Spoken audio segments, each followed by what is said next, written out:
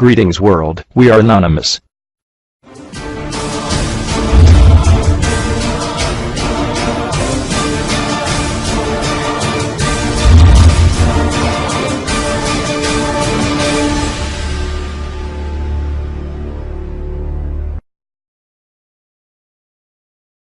It appears that unforeseen circumstances have accelerated my original plan.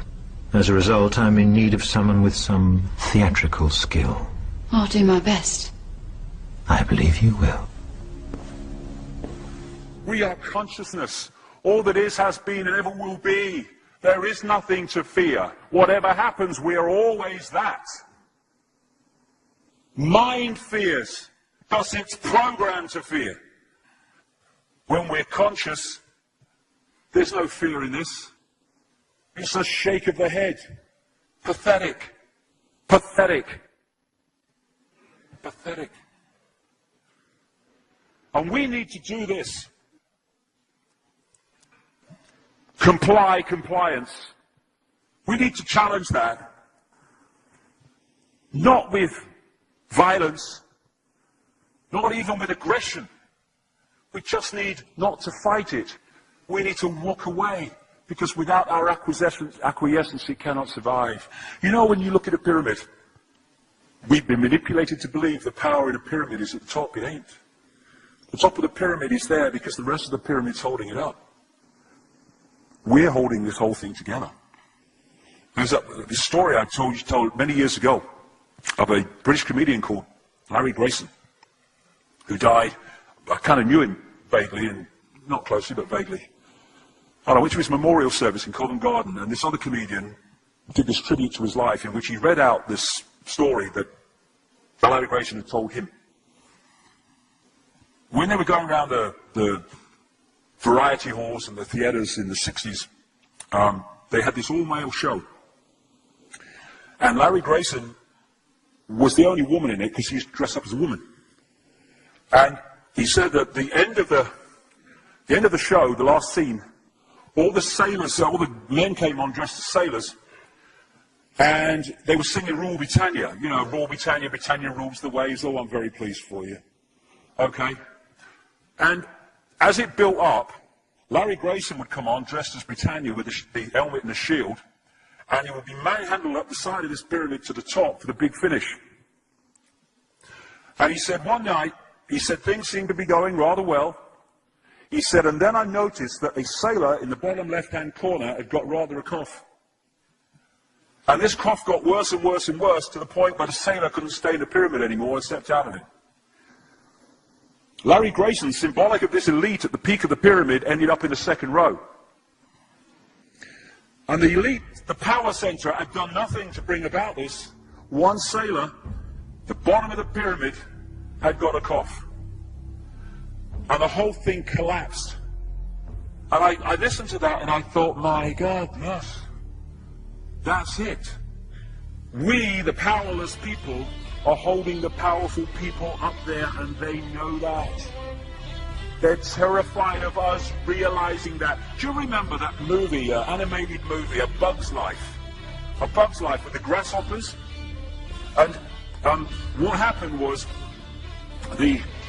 there was these ants, and Ant Island as they called it, and these grasshoppers used to come every year and take all the food, and the ants had to spend a whole year gathering the food together for the grasshoppers, because they were terrified of the grasshoppers. There weren't many of these grasshoppers, and one day they're in their winter quarters in a tree, these grasshoppers, and they've got all the food they need, and someone suggested among their rank and file grasshoppers that they didn't need to go to Ant Island this year, because they had all the food they needed. And then out came the leader of the grasshoppers to tell them the facts of life, and the few are going to control the many. It's a wonderful speech. If you ever can see that movie, A Bug's Life, I do recommend it. And he said, basically, they outnumber us 100 to 1. And if ever they figure that out, there goes our way of life. So we have to keep the pressure on, basically. We have to keep them working, so they don't figure out where the real power is. And that's why this network of manipulation works so hard, to keep us in these states. Like I said earlier, what are people leaving foreclosed homes for, foreclosed by banks that have caused the unemployment that lead to them having to leave their homes? Stay there, refuse to leave, make it difficult for them. Expose them for what they are. We make it so easy, the non-compliance. No longer will we just do it because we're told to do it. Is it just? Is it right? Okay, I'll do it. Is it unjust? Is it not right? I ain't doing it.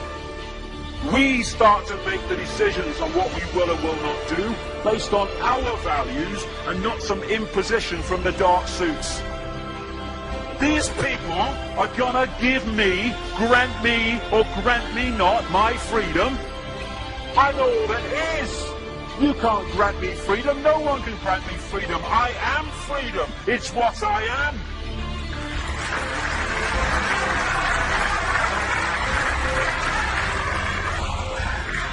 The big question, what would consciousness do? What would consciousness do in this situation? And when we ask that question, it really just changed the way we see the world. Not what would I do, mine, a little frightened. What would consciousness do? You know, this is a great line. If it's not right, don't do it. If it's not true, don't say it. And what would transform this world overnight is if we started doing what we knew to be right in the situations we face, instead of what we think is right for us in the moment. Not what are the consequences for me, or what's the best thing for me, how do I get the best deal out of this? What is right? What is just in this situation? If we started making decisions based on that, the world would transform overnight. These are very simple things. If we want a world of peace, then we need to be peaceful. We don't need to fight for it. We just need to be peaceful, and we'll bring that about. If we want a world of kindness, we need to be kind, and then it will naturally unfold. We don't fight for kindness. As Martin Luther King said, it's a wonderful saying, piece of oratory. Cowardice asks the question, is it safe? Expediency asks the question, is it politic? Vanity asks the question, is it popular? But consciousness asks the question, is it right? And there comes a time when one must take a position that is neither safe, nor politic, nor popular, but one must take it because it is right. And when enough of us do that, what is right will manifest by definition. And we're in this position now where this vibrational change, this energetic change is taking place, where we can start cracking these eggshells, where we can start becoming the full magnitude of who we are, where we can be consciousness in the now, using mind to experience this reality instead of being governed by it, turning the key to let consciousness in. We're being offered this opportunity now. No longer can we say we didn't realize who we are, we didn't know we could do that. I was kind of waking up one day, and I saw this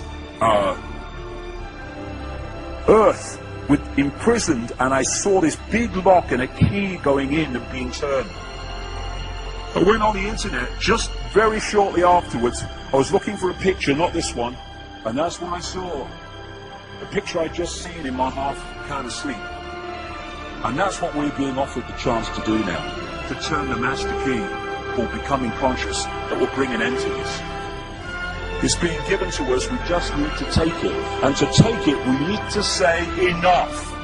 Enough of being enslaved by these people, enough of being enslaved by our manipulated ignorance, enough of being enslaved by the fear of being who we are.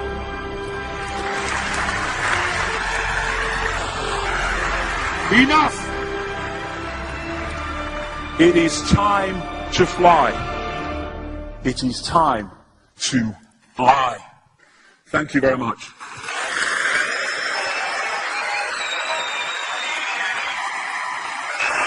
Thank you. Thank you very much.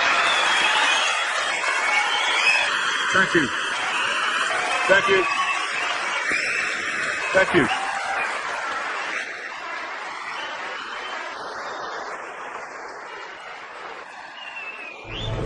Enemy is approaching fast. Requesting orders. General, what should we do? There's no response from command. Or from party leader Creedy. Stand down! Stand down!